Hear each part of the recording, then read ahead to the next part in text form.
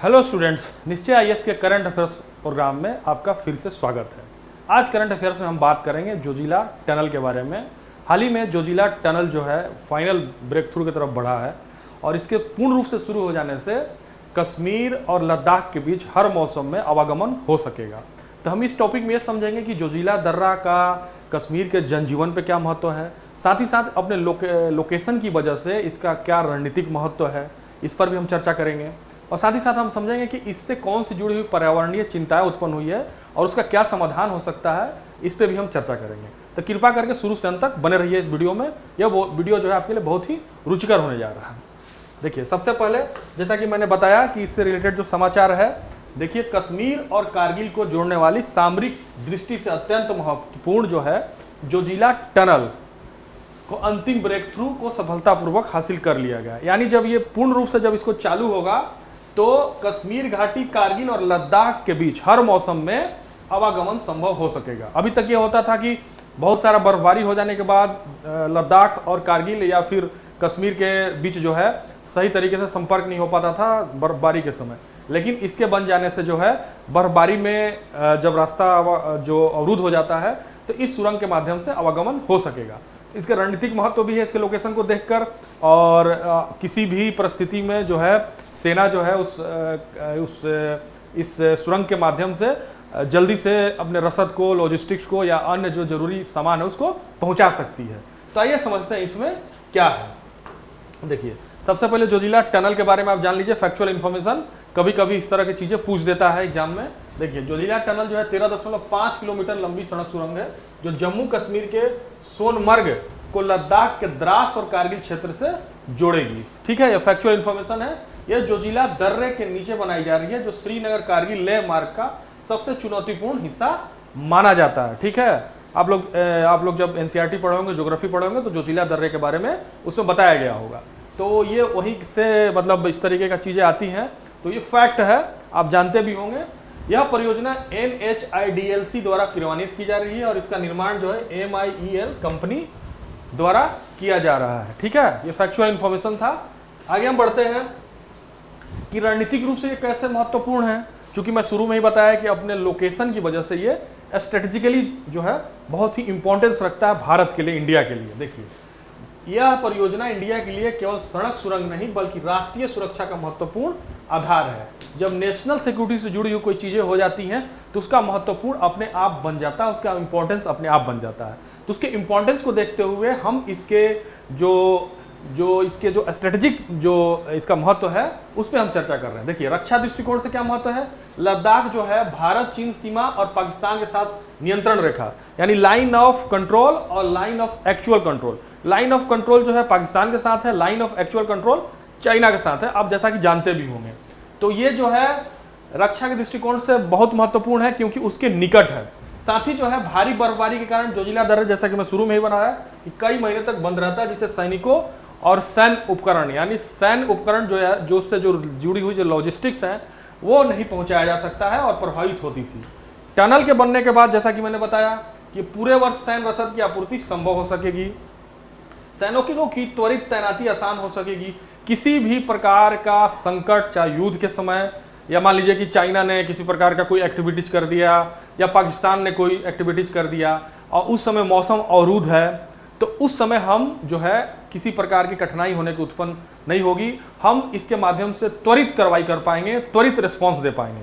तो ये इसलिए महत्वपूर्ण हो जाता है, इसलिए गवर्नमेंट ऑफ इंडिया इसको बना रही है ताकि जो है जो इस तरह का जो संकट आए तो उसके लिए हम क्विक रिस्पॉन्स के लिए हम तैयार रहें। क्योंकि हमारी जो जियोपॉलिटिकल स्थिति है आप जानते होंगे कि एक तरफ चाइना है, एक तरफ पाकिस्तान है, दोनों न्यूक्लियर पावर है और दोनों से भारत के बहुत अच्छे संबंध नहीं है। पाकिस्तान के साथ तो आप सर्वविदित है कि बिल्कुल संबंध खराब है। चाइना के साथ हमारे ट्रेड में संबंध जरूर कुछ अच्छे हैं, लेकिन बहुत सारा सीमा विवाद और बहुत सारे तनाव है, आप जानते होंगे। तो इन सारी चीजों को देखकर ही जो है किसी भी प्रकार का डिसीजन लिया जाता है। ठीक है, उसी तरह सीमावर्ती क्षेत्रों तक पहुंच अधिक सुरक्षित और विश्वसनीय बनेगी। ठीक है, अब देखिए हम लोग आगे बढ़ते हैं कि कारगिल युद्ध से सबक भी है। कारगिल युद्ध के समय जब 99 में जब कारगिल युद्ध हुआ था, 1999 में, आप लोगों में से बहुत लोगों का शायद जन्म भी नहीं हुआ होगा। तो उस समय बहुत जो है पाकिस्तान ने जब अटैक किया था या पाकिस्तान और इंडिया के मध्य जो है संघर्ष जब उत्पन्न हुआ था तो बहुत सारी समस्याओं का सामना भारत सरकार को करना पड़ा था। जैसे श्रीनगर लेह मार्ग कितना संवेदनशील है, पहला ये दिखाया था। यह सड़क मार्ग बाधित होता है तो रणनीतिक आपूर्ति प्रभावित हो सकती है। जोजिला टनल इस कमजोरी को काफी हद तक दूर करेगी और भारत की सामरिक तैयारी को मजबूत बनाएगी। ठीक है, वो उसमें जो हम क्विक रिस्पांस देने में कठिनाई आ रही होगी, तो कारगिल युद्ध के दौरान जो हमने सबक सीखा उससे सबक लेते हुए हमने इसका निर्माण कार्य किया और ये लगभग पूरा हो गया है और जल्दी ये शुरू होगा, तो सारे मौसम में आवागमन हो पाएगा। ये नागरिकों के लिए तो बहुत ही सुविधाजनक होगा ही, साथ ही साथ हमारे सामरिक और सैनिक और रक्षा और डिफेंस और स्ट्रेटेजिक रूप से बहुत ही महत्वपूर्ण हो जाता है। अब देखिए आर्थिक और सामाजिक महत्व, जैसा मैंने बताया कि लद्दाख सर्दियों की अलगाव की समस्या समाप्त हो जाएगी। अक्सर देखा जाता है कि सर्दियों के मौसम में लद्दाख कट जाता है, तो आप इसके माध्यम से लद्दाख पहुंच सकते हैं। जब पहुंचेंगे तो आर्थिक आवागमन होगा, आदान प्रदान होगा, व्यापार होगा, लोगों को रोजगार मिलेगा, टूरिस्ट बढ़ेगी, तो ये सारी चीज़ हैं। ठीक है, और इसमें स्थानीय व्यापार को बढ़ावा देगा, साथ ही साथ शिक्षा और प्रशासनिक सेवाओं में सुधार होगा। पर्यटन, जैसा कि मैंने बताया, उसको भी बढ़ावा मिलेगा। और जो है ये जो जैसा कि जानते हैं कि सोनमर्ग, कारगिल और लेह जो है पर्यटन वाला एरिया है, और अगर सही तरीके से इसको लागू किया जाता है पर्यटन नीति को, और ये जो मार्ग सही तरीके से खुल जाता है, तो जाहिर सी बात है कि वहाँ पर्यटन को भी बहुत ज़्यादा जो है इसको प्रमोशन मिलेगा। और प्रमोशन मिलने का कारण ये है कि लोग जो है कश्मीर जाना चाहते हैं, घूमना चाहते हैं।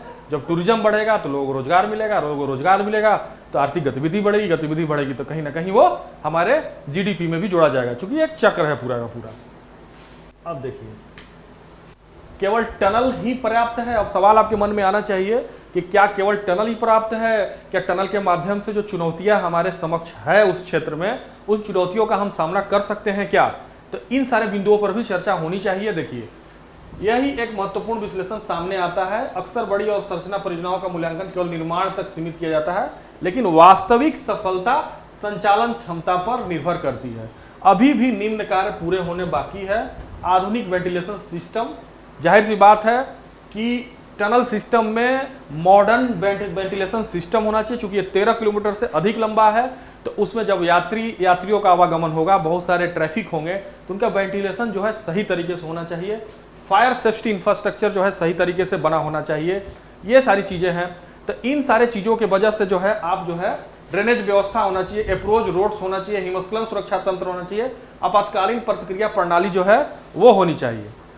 और यदि ये सुविधाएं समय पर पूरी नहीं होती तो टनल का पूर्ण लाभ प्राप्त नहीं हो पाएगा। तो टनल का पूर्ण लाभ प्राप्त करने के लिए ये सारी चीजें जो सुविधाएं हैं उसको जो है सही समय पर पूरी किया जाना चाहिए, ताकि किसी प्रकार की अननेसेसरी जो है किसी प्रकार की दुर्घटना ना हो, लोगों को किसी प्रकार का कठिनाइयों का सामना ना करना पड़े। अब देखिए पर्यावरणीय चिंताएं इससे भी कुछ उत्पन्न हुई है। जैसे ऑल वेदर कनेक्टिविटी के साथ कुछ नई चुनौतियां सामने आएगी। जैसे उस क्षेत्र में पर्यटन का दबाव बहुत ज्यादा बढ़ेगा, तो क्या दबाव बढ़ेगा तो क्या वहां का इंफ्रास्ट्रक्चर उस दबाव को झेलने के लिए तैयार है? ये प्रश्न उठता है। जाहिर सी बात है कि लोगों का आवागमन होगा तो होटल की जरूरत पड़ेगी, खाने की जरूरत पड़ेगी, बहुत सारे राशन की जरूरत पड़ेगी। तो हर मौसम में जब होगा, जाहिर सी बात है कि वो बहुत सारे क्षेत्र जो है लद्दाख खासकर एकदम कटा हुआ है, तो वहाँ इंफ्रास्ट्रक्चर का डेवलपमेंट इस तरीके से करना होगा कि ऑल वेदर कनेक्टिविटी के दौरान जब पर्यटन का दबाव बढ़े तो उस समय जो है उस तरह का वहाँ इंफ्रास्ट्रक्चर हो कि लोगों को सुविधाएं हो, लोगों को फैसिलिटी मिले। उसी तरह ठोस अवशिष्ट प्रबंधन ये भी आता है फैसिलिटी में भी। हिमालय पारिस्थितिकी तंत्र पर प्रभाव जो है इसका कम होना चाहिए। सड़क विस्तार के कारण ढलानों की अस्थिरता, ये सारी चीजें हैं जिस पर जो है चिंता होती है। इसलिए विकास और पर्यावरण संरक्षण के बीच संतुलन बनाना अत्यंत आवश्यक होगा। विकास जरूरी है लेकिन पर्यावरण के साथ संतुलन, ये अक्सर जो है प्रश्न जो है यूपीएससी में अक्सर ये पूछा जाता है इससे रिलेटेड कि विकास जरूरी है कि पर्यावरण। बहुत सारे ऐसे उदाहरण दिए जाते हैं जहां पर्यावरण बहुत जरूरी है, बहुत सारे ऐसे उदाहरण दिए जाते हैं जहां विकास जरूरी है, लेकिन अल्टीमेटली यही आता है कि विकास भी जरूरी है, पर्यावरण की रक्षा करना भी जरूरी। इसीलिए सतत विकास कहा गया है, सस्टेनेबल डेवलपमेंट, कि पर्यावरण की रक्षा करते हुए हम विकास करेंगे, क्योंकि विकास भी जरूरी है। विकास नहीं हुआ तो लोगों को रोजगार किससे मिलेगा, रोजगार नहीं मिलेगा तो लोग सर्वाइव कैसे करेंगे? तो ये सारे प्रश्न हैं, इसलिए सतत विकास कहा गया है। उसको लागू करने की कोशिश भी की जाती है, क्योंकि इतना बड़ा देश है, बहुत सारी चीज़ें जो है उसमें छूट भी जाती है, बट गवर्नमेंट का प्रयास जरूर होता है कि हम सतत विकास को प्राप्त कर सकें। अब निष्कर्ष की अगर बात करें तो जोजिला टनल केवल एक इंजीनियरिंग परियोजना नहीं है, बल्कि यह राष्ट्रीय सुरक्षा, क्षेत्रीय विकास और सामरिक आत्मनिर्भरता का प्रतीक है। ये शुरू में ही मैं बताया कि सामरिक है, इसका जो है महत्व, इसके साथ ही साथ नेशनल सिक्योरिटी से जुड़ा हुआ है, और साथ ही साथ रीजनल डेवलपमेंट भी इससे होगा। यह परियोजना लद्दाख को वर्ष भर देश से जुड़ेगा। साथ ही साथ इससे जो जुड़ी हुई पर्यावरणीय चिंताएं या चुनौती उत्पन्न हो रही है उसको भी दिखा जाना चाहिए समय रहते। इसलिए अतः कहा जा सकता है कि जोजिला टनल भारत के सभी क्षेत्रों में कनेक्टिविटी से सुरक्षा की नई सोच को सशक्त उदाहरण है। मतलब कनेक्टिविटी से सुरक्षा प्रदान करेगा, लेकिन जो अन्य जो जुड़ी हुई चिंताएं हैं उस पर गवर्नमेंट को विचार किया जाना चाहिए कि वहाँ इंफ्रास्ट्रक्चर उस तरीके से डेवलप्ड हो ताकि अगर वहाँ पे पर्यटन का दबाव बढ़े तो उस समस्या का निदान समय पे हो सके। साथ ही साथ पर्यावरण में संतुलन भी बनाना जरूरी है। आज के लिए इस क्लास में इतना ही। मिलते हैं करंट अफेयर्स के नेक्स्ट क्लास में। और अगर आपको ये क्लास पसंद आया हो तो लाइक और कमेंट करना ना भूलें। और मैं लगातार अब जो है आपके लिए करंट अफेयर्स की क्लास को लेकर उपस्थित रहूँगा। कृपया करके आप निश्चय IAS के यूट्यूब चैनल से जुड़े रहिए। रेगुलर आपको अपडेट मिलता रहेगा करंट अफेयर्स से। और सबसे बड़ी बात, अगर अंत तक कोई नहीं देख रहा होगा, जो भी बच्चे अंत तक देखेंगे तो उनके लिए मैं बात बता दूं कि मैं आपको प्रमाणित करके दिखाऊंगा कि यूपीएससी 2026 में बहुत सारे क्वेश्चंस जो करंट अफेयर्स के आए हैं, हमने जो करंट अफेयर्स का क्लास लिया था वो टॉपिक उस चीज़ को पूछा है। तो जो करंट अफेयर्स के जो टेस्ट लिए थे हमारे क्लास में जो बच्चे, उनको काफ़ी सफलता मिली थी। करीब 8 से 10% प्रश्न जो है काफ़ी उससे रिलेटेड था, तो उनको करने में काफ़ी सुविधा हुई थी। क्योंकि हमारा ये प्रयास रहता है कि हम उस तरह के टॉपिक को लेकर आएँ जिससे जो है क्वेश्चन पूछने की बहुत ज़्यादा पॉसिबिलिटीज़ रहती है। तो इसलिए इस प्रयास में हमने जो है कुछ आंशिक रूप से सफल हुए हैं। चूंकि अनप्रेडिक्टेबल सर्विसेज एग्जामिनेशन है ये, आप सही से प्रेडिक्ट नहीं कर सकते हैं, लेकिन फिर भी अगर आप प्रयास करते हैं, लगातार प्रयास करते हैं, सतत प्रयास करते हैं तो इस एग्जाम में जरूर सफलता मिलती है। मिलते हैं हम आपको नेक्स्ट क्लास में इसी तरीके से कुछ रुचिकर टॉपिक के साथ। तब तक के लिए थैंक यू सो मच।